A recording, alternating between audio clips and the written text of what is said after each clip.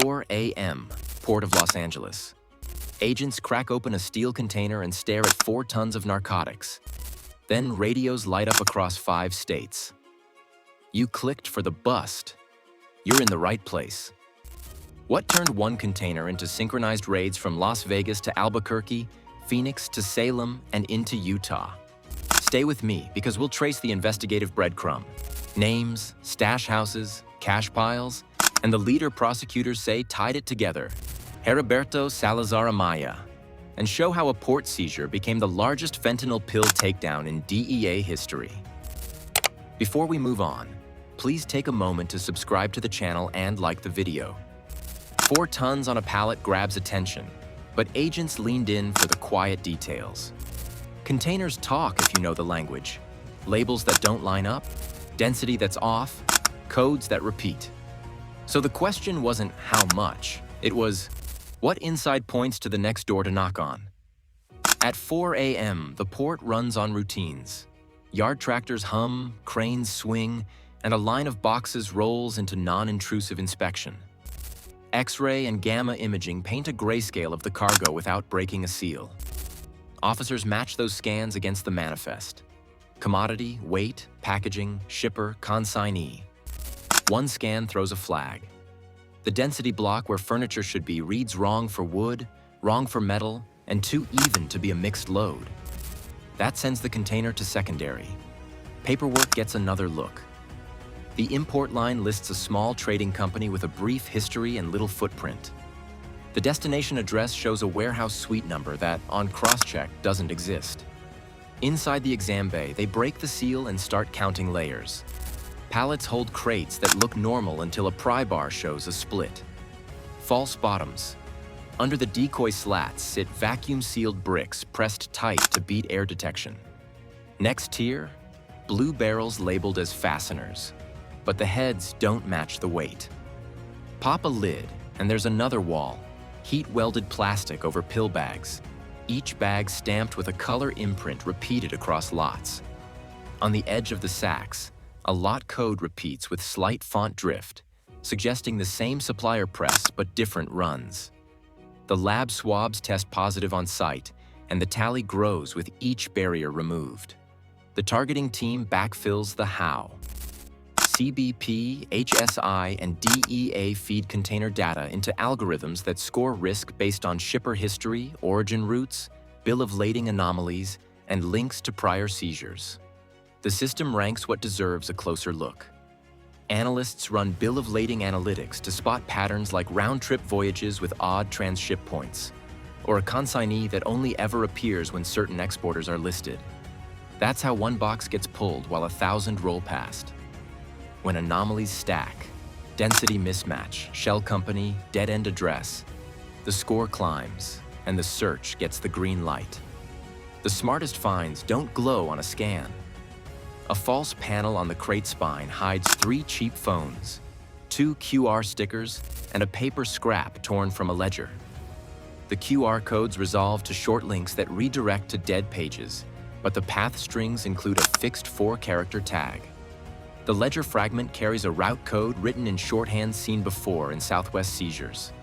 2 letters for a city hub, a number for a safe location variant, and a final digit for pickup timing.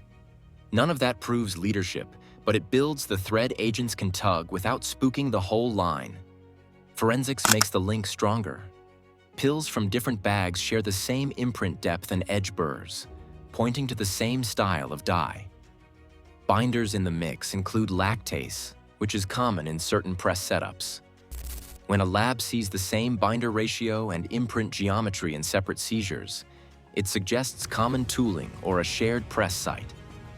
That kind of consistency helps support probable cause in separate courts, letting investigators expand warrants across state lines. Back at the task force room, the shorthand code meets an ongoing OCDETF case file. Analysts cross-check it against numbers from prior pen registers. 2 burners in the crate match contact patterns tied to addresses in Las Vegas and Albuquerque flagged months earlier. Safe houses already under quiet watch light up with recent pings. It's not proof on its own, but it aligns with other data streams. Rental payments through the same money service, Repeat van plates near storage units. Late-night stops that match the code's timing digit. By the end of the exam, one container hands over more than pills. There's a shipper alias that's popped up on small runs from the same origin port. A cluster of burner numbers that link to active devices. Stash labels written to match the code style on the torn ledger, and strings that decode into cash pickup instructions. That's a working map. Not a full blueprint, but enough to set teams in motion without telegraphing the next move. With a live backbone in view, the focus shifts from cargo to command. Someone wrote the codebook others followed across 5 states, and those phones were still on. One name kept repeating in the scraps from the crate, the burner contacts and the call sheets. Why did that same name echo from Nevada to New Mexico when the crews barely knew each other's faces? Prosecutors point to Heriberto Salazar Amaya as the organizer who set the rhythm. Not a street handler, but the coordinator who kept supply flowing to stash houses, lined up short-term rentals near highways, and arranged cash pickups before the product flipped hands again. The ledgers used initials, yet the phone work pulled the threads tight. Calls landed after supply checks, then moved to drivers with no overlap in work or life. The pattern said one person scheduled the flow, matched quantities to buyers, and pushed money back upstream through couriers and drop points. The structure fought back by design. Crews split duties. One set watched pills and held inventory for short windows. Separate teams counted cash, then peeled off to hand it to runners who only knew the next stop. Storage units changed every few weeks. Apartment leases shifted names. If you cut one link, messages rippled out and the phones went dark. That's why the teams held pressure and traced the whole line before touching a door. Follow the phone tree and you see the routes. A dispatch number in Las Vegas took inbound orders and signaled availability with short rings. Albuquerque stash lines confirmed bags ready and set 5-digit codes for pickups. In Phoenix, a cash run signal hit late at night after westbound deliveries, then bounced to a Salem number that acted like a consolidation node for currency. Utah lines showed brief, quiet handoffs. Transport calls that stayed under a minute near highway exits and motel lots. None of those calls said much. The timing and repetition did the talking. OCDETF builds cases with layers so each step holds in court. Investigators lodged parallel complaints to secure early arrests if needed, while grand juries worked up broader indictments. Pen registers tracked dialed numbers and duration without content. When location mattered, they sought geofence warrants for tight windows around storage rows or apartment garages to see which devices lingered. And when they had enough probable cause, a court authorized Title III intercepts on select lines. That gave content under strict limits: what the person said, who they said it to, and when. Each tool filled a gap the others left open. On the ground, the setup ran like a clock. In Santa Fe, surveillance sat on apartments with blinds that stayed closed until a coded text arrived. Cars cycled in 2-day patterns, and trash pulls confirmed packaging debris. Las Cruces storage rows held units with clean locks and dust marks that shifted every other night. A lookout parked with a clear view of the access keypad. Phoenix safe garages had sound blankets on the walls and fresh fans to vent press heat. Teams tracked supply vans that arrived with the same dented fender, always after midnight. Everyone waited for the go code to line up with the phones and movement. Multiple agencies made the timing possible. FBI squads ran technical coverage and deconflicted targets. DEA groups handled narcotics expertise and undercover buys that set baselines for quantity and purity. IRSCI mapped money paths through wires, money service businesses, and cash-heavy handoffs. U.S. Marshals brought fugitive work and entry teams. Local departments carried the tails, knew side streets, and stacked up at doors so search warrants launched at the same minute across cities. That coordination cut off warning calls and prevented stash dumps. They found more than product and cash. Tools sat nearby, portable counters for currency, pill presses that matched die marks already logged, and spare plates ready to swap. Firearms raised the risk by the hour. Switches sat taped inside lids. Ghost gun kits lay half-built on benches near presses. That mix said crews expected rip crews or fast exits and planned to hold ground until drivers cleared.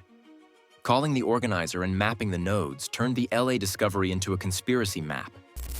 Now warrants could hit the network in one sweep, not drip by drip. The phones that carried route codes became anchors for searches. The stash spots linked by short rings and timing windows turned into addresses on a list. And the currency lines that moved through Salem and Phoenix lost their cover when consolidation clocks stopped on the same night. So what did that synchronized set of warrants actually pull from apartments, storage units, and vehicles across 5 states when the doors swung at dawn? Agents cracked doors from Vegas to Salem at the same hour. So what came out told a story of flow, linked stash spots, coordinated cash, and the kind of volume that shows a pipeline, not a fluke. The sweep ran across 5 states under an OCDETF banner with teams folded into Operation Take Back America. Nevada, New Mexico, Arizona, Oregon, and Utah lit up on the board. Warrants stacked for apartments, storage units, garages, and vehicles. Entry teams moved with synchronized clocks so calls wouldn't travel ahead of the knock. Each site tied back to the same phone nodes and ledger marks traced from the port container. The inland work mattered most because the inventory lived there. The pills were staged for regional supply.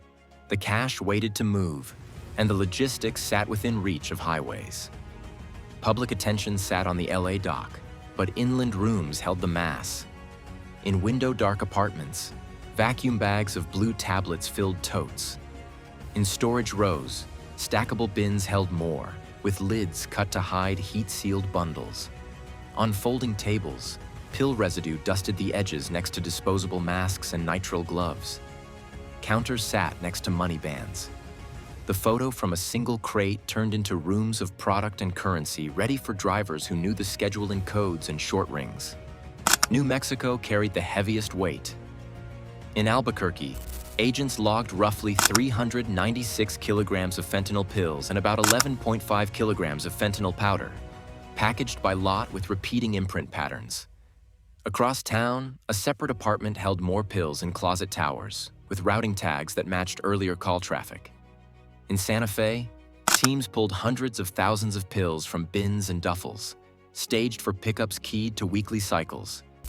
Down in Las Cruces, a storage unit produced more pills, cash wrapped in marked bands, and a log page listing pickup IDs that matched burner phone strings seen in the port fines.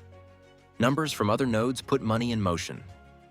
In Oregon, search teams counted over $2.8 million in cash across safes and duffel bags, with bundles marked by the same ink stamp that appeared in photos found on seized phones.